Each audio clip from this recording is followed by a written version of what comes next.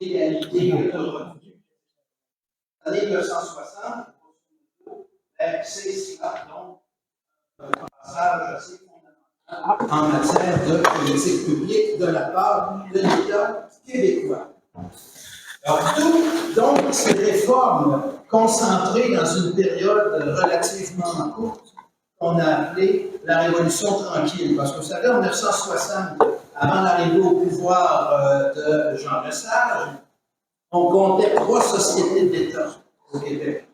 Alors, il y avait Hydro-Québec qui avait été fondée en 1944 sur la base de la nationalisation de la Montreal Light, Heat and Power, donc il fournissait en Montréal, grosso modo. Il y avait aussi Radio-Québec, mais Radio-Québec est demeuré une fiction juridique jusque dans les années 1960.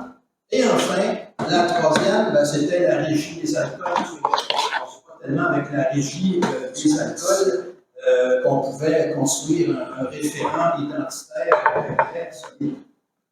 Alors, l'État, à partir des années 1960, devient un instrument privilégié pour permettre le rattrapage dans différents domaines, donc éducation, santé, revenu, emploi, culture, développement régional, accès accru des Québécois francophones au capital, une mobilité sociale sans obstacle et le reste.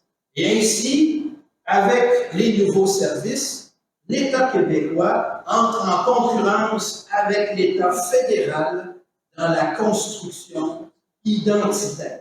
Parce que le Canada, depuis la Deuxième Guerre mondiale, avec par exemple le rapport Marsh, inspiré d'un rapport britannique de la même époque, donc un rapport sur la sécurité sociale, estimait qu'il devait commencer à prendre en charge ce domaine-là, ce qui, évidemment, allait à l'encontre des fondements de la Constitution de 1967,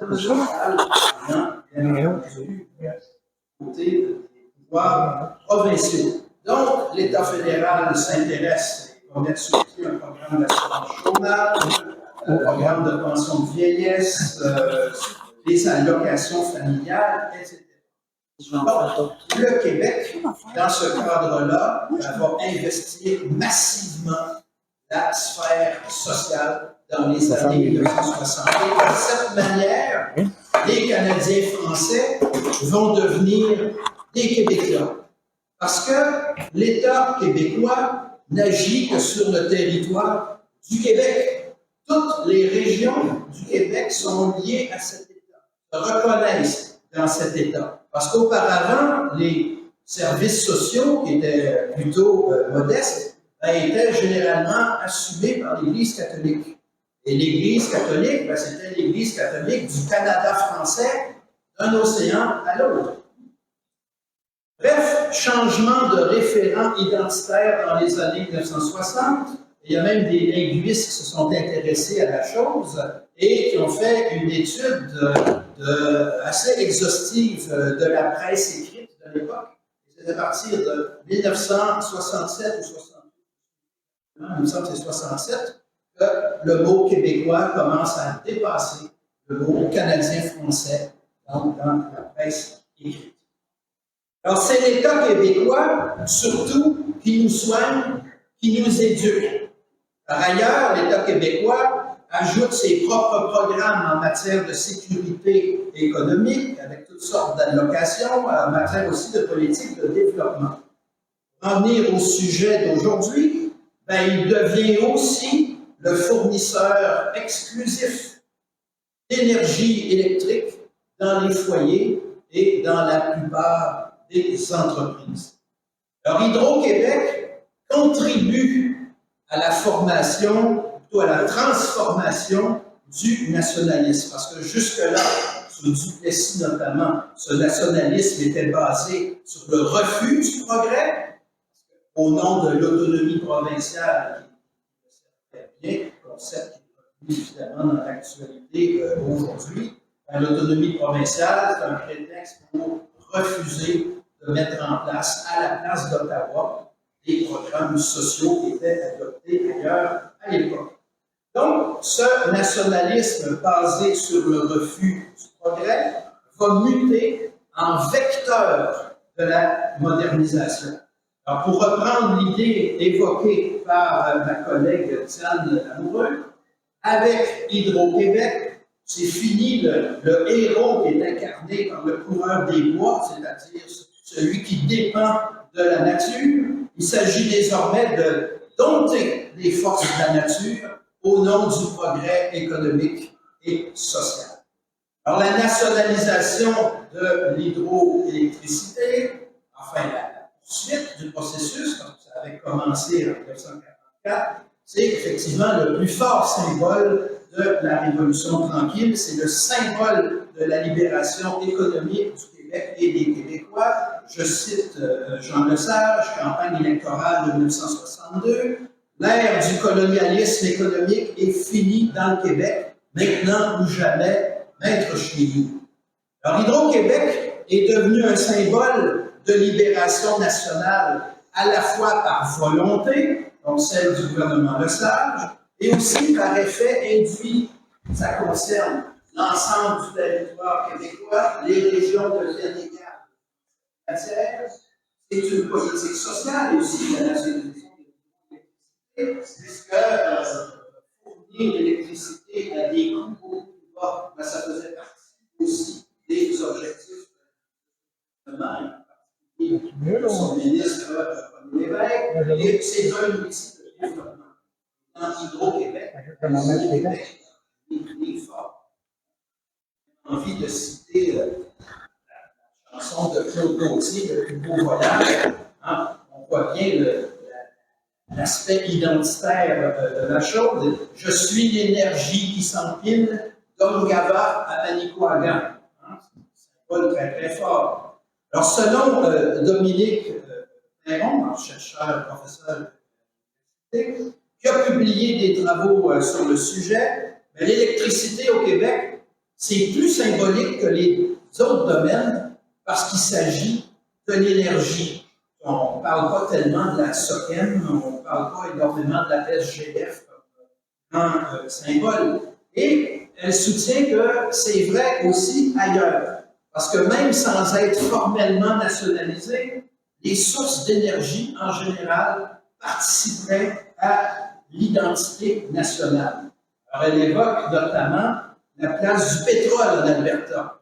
Elle dit que le pétrole en Alberta, ça stimule l'opposition au gouvernement fédéral sur une base identitaire. Hein? Nous, dans l'Ouest, le pétrole, et puis bon, l'ennemi potentiel à Ottawa, etc. Alors, ajoutons à cela les rapports sociaux spécifiques du Québec de l'époque, où les questions sociales sont doublées d'une question nationale.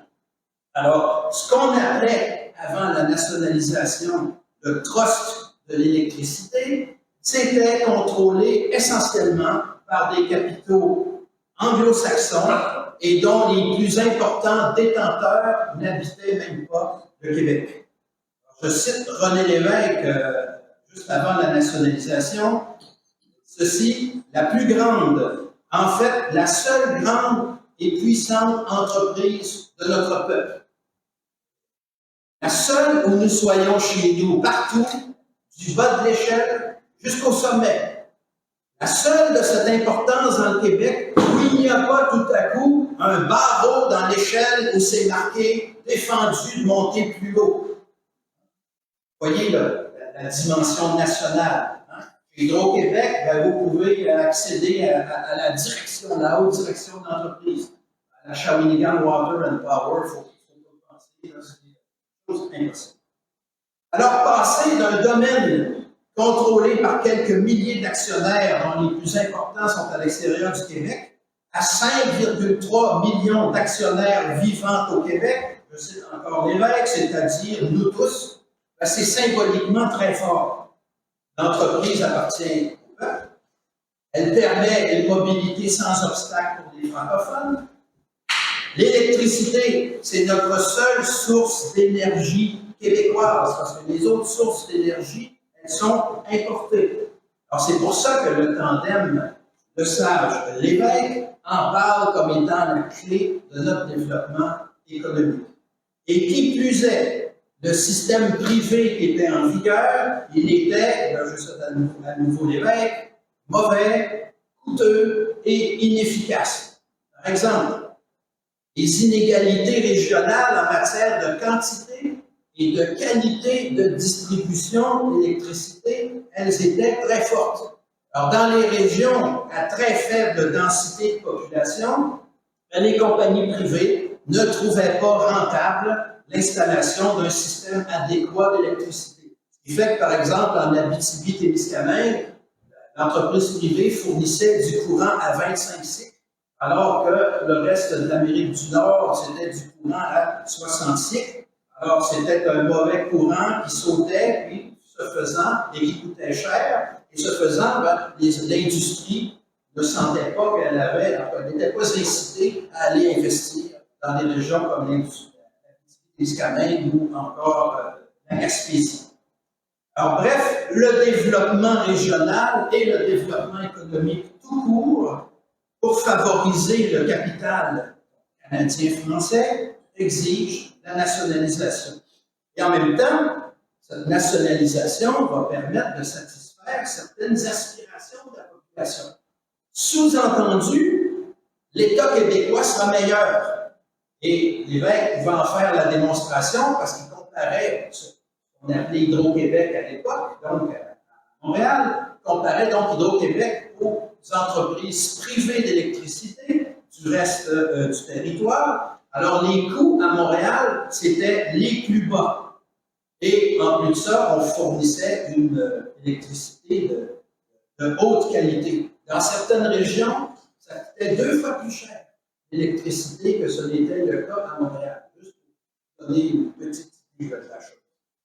Alors, l'identité nationale, elle se forge aussi dans l'universalisation des programmes sociaux. Alors, avec la nationalisation, on uniformise les services et les tarifs à l'échelle de tout le Québec. Alors, tout le monde se reconnaît dans le même système québécois. Vous permettrez de relater Karl Marx.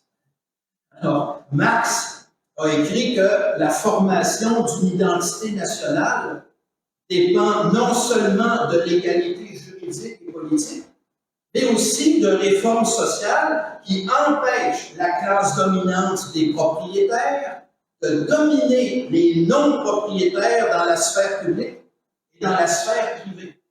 Ce qui est assez semblable au discours de René Lévesque contre ce qu'il appelait justement le trust de l'électricité, car ce trust de l'électricité était devenu un obstacle à la montée de petites entreprises au Québec et un obstacle évidemment à une certaine forme de justice sociale.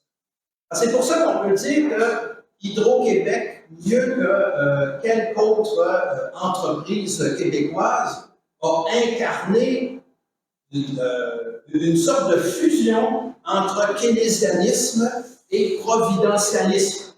Parce que la nationalisation fait en sorte que les citoyens et citoyennes du Québec deviennent égaux en matière de fourniture d'énergie électrique. Donc, il y a une forme de justice sociale. Ça augmente l'appartenance à la nation. Les régions deviennent égales entre elles. Le peuple-nation représente l'intérêt commun contre les intérêts particuliers, donc ceux du trust de l'électricité, justement, bref, le bien commun contre les privilèges. Je dis tout ça pour justement, les collègues après vont parler du contraste aujourd'hui avec ces principes de l'époque. Alors évidemment, en cette période de guerre froide, je parle de celle-là, pas de celle d'aujourd'hui, donc 1962-63, il fallait montrer qu'il ne s'agissait pas d'un pas en direction du socialisme. Alors, le sage qui s'en défendait bien a déclaré ceci: non seulement la nationalisation de l'électricité n'est pas le début d'une campagne de socialisation à travers le Québec, mais je dirais même que la nationalisation est une condition essentielle à l'essor de l'entreprise privée de la province. À ce sujet, André d'Allemagne, aérienne autrefois, il y en a certainement parmi vous qui l'ont connu. Alors, André d'Allemagne y affirmait que le gouvernement Lesage cherchait à favoriser le développement d'une bourgeoisie canadienne-française pour qu'elle bénéficie d'une partie de la prospérité détenue par une minorité étrangère. Alors, il distingue d'Allemagne ce nationalisme-là avec ce qu'il appelle le nationalisme social, dont celui des indépendantistes qui consiste à reconquérir l'économie pour la remettre non pas à des Canadiens français, mais aux Québécois. Vous voyez la grande différence? Alors, de ce point de vue, la nationalisation va dans le sens de remettre une partie de l'économie aux Québécois. Alors, je termine ici en posant une question. Affaiblir Hydro-Québec par privatisation partielle ou totale, qu'importe, par la commercialisation, par des hausses de tarifs, donc remettre en cause l'aspect providentialiste aussi de Hydro-Québec, est-ce que ce n'est pas susceptible d'affaiblir par le fait même l'identité québécoise? Je m'arrête ici.